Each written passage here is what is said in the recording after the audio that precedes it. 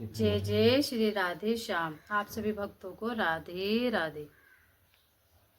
आज हम श्रीमद् भागवत कथा का 5वां अभ्यास शुरू करते हैं। काला कोट वाला टीटी आएगा और हाथ पकड़कर धक्का मारकर हटाएगा और कहेगा, निकलो गाड़ी से। आप अभी तक उतरे ही नहीं। बुद्धिमान यात्री वही है। स्टेशन आने से पहले अपने बोरियर बिस्तर को बांध ले और स्टेशन पर आकर उतर जाए। इसी में ही बुद्धिमानी होती है। इस प्रकार जीवन के सफर में यह सारे यात्री तुम्हारे साथ है, परंतु जब सफर पूरा हो जाता है तो कोई नहीं आपके साथ जाएगा, क्योंकि काला कोट वाला फिर यम का दूत आकर फिर से कहेगा, स्टेशन आ गया और चलो हमारे साथ। चलने से पहले हम 1 सेकंड का भी समय हमें नहीं मिलता, क्योंकि हमें इतने वर्ष इस जीवन में मिले हैं। हमने इस वर्ष में तो कुछ नहीं किया, पर 1 सेकंड में हम क्या कर लेंगे।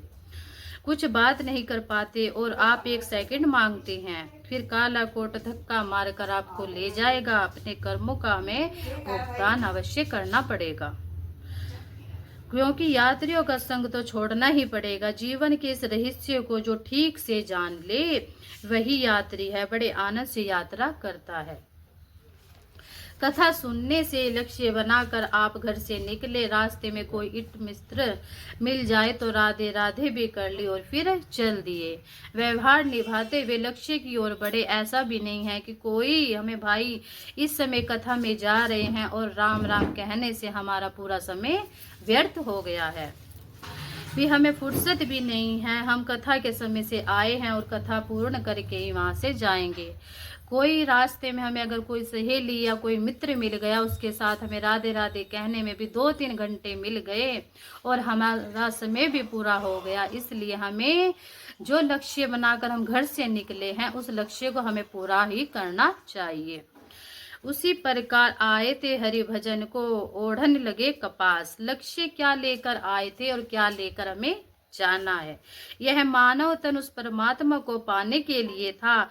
यह मानव तन उस परमात्मा को पाने के लिए था, जिसे पाने के बाद कुछ शेष नहीं बचता है।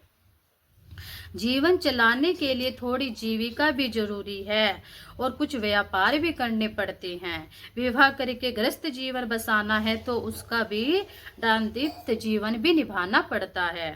मनुष्य जीवन जीविका के लिए नहीं, जीवन जीविका के लिए ही बनता है।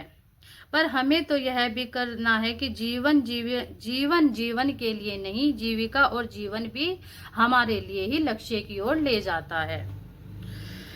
समर्पित कर दिया हमने जीवन अपना उस परमात्मा की भक्ति में, और हमें इस भक्ति में ही अपना सारा संसार और सारा सार समर्पित करना है।